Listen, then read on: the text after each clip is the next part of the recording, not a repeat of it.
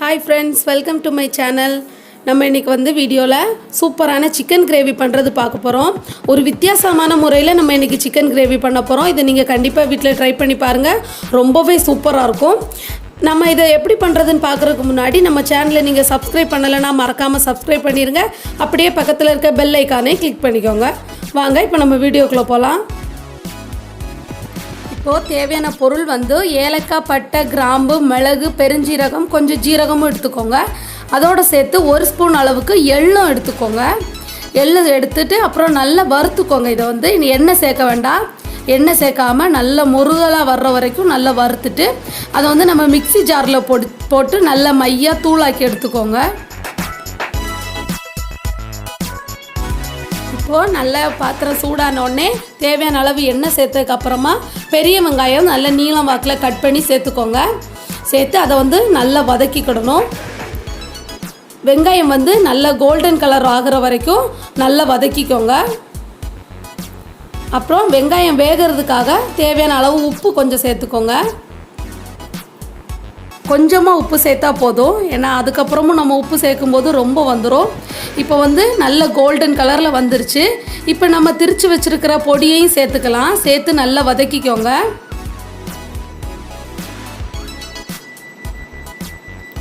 அப்புறம் நம்ம இஞ்சி பூடு அரைச்சி வச்சுருக்கோம்ல, அதையும் சேர்த்துக்கோங்க. சேர்த்து இஞ்சி பூடை சேர்த்து நல்லா வதக்கும்போது பச்சை வாசனை போகிற அளவுக்கு வதக்கிட்டே இருக்கணும். நீங்கள் இந்த மாதிரி சிக்கன் கிரேவி ஒரு தடவை செஞ்சு பாருங்கள், ரொம்ப ரொம்ப வித்தியாசமாக இருக்கும். கண்டிப்பாக உங்களுக்கு எல்லாருக்குமே ரொம்ப பிடிக்கும். இது வீடியோவை பார்த்துட்டு அப்படியே விட்டுறாதீங்க. கண்டிப்பாக ஒரு தடவையாவது நீங்கள் இந்த மாதிரி செஞ்சு பாருங்கள்.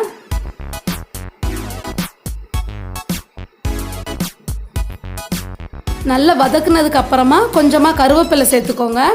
கருவேப்பிலை சேர்த்ததுக்கு அப்புறமா ஒரு 3 தக்காளி பழம் எடுத்து அதையும் நறுக்கி சேர்த்துக்கோங்க. சேர்த்து நல்லா எல்லாமே பேஸ்ட் மாதிரி ஆகிற அளவுக்கு நல்லா வதக்கிக்கோங்க. எல்லாம் பேஸ்ட் மாதிரி வந்ததுக்கப்புறமா நம்ம எடுத்து வச்சுருக்கிற சிக்கன் துண்டுகளையும் அதில் சேர்த்துக்கலாம்.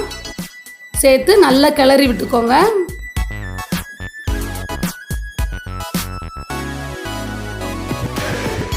அப்புறம் இன்னும் கொஞ்சம் தேவையான அளவு உப்பு சேர்த்துக்கோங்க. அப்புறம் தேவையான அளவு வத்தல் தூள் நீங்கள் காரம் எப்படி சேர்ப்பீங்களோ அதுக்கு தகுந்தாப்பில் சேர்த்துக்கோங்க. அப்புறம் கொஞ்சமாக மஞ்சள் தூள் சேர்த்துக்கோங்க. மஞ்சள் தூள் போட்டதுக்கு அப்புறமா 50 கிராம் சிக்கன் மசாலா, நான் இன்றைக்கி கடையில் வாங்குகிற பேக்கெட் தான் எடுத்திருக்கேன். நீங்கள் வீட்டில் திரிச்சு வச்சுருக்கிற பொடி இருந்தாலும் அதைனாலும் சேர்த்துக்கோங்க. பொடியெல்லாம் போட்டதுக்கப்புறமா 1 டம்ளர் அளவுக்கு தண்ணி ஊற்றி கொதிக்க விட்டுடலாம். தண்ணி ரொம்ப ஊற்ற வேண்டாம். அதுக்கப்புறம் ஒரு அரை லெமனை நல்ல சாறை மட்டும் புழிஞ்சு விட்டுக்கோங்க. அப்புறம் நம்ம மூடி போட்டு வேக வச்சிடலாம்.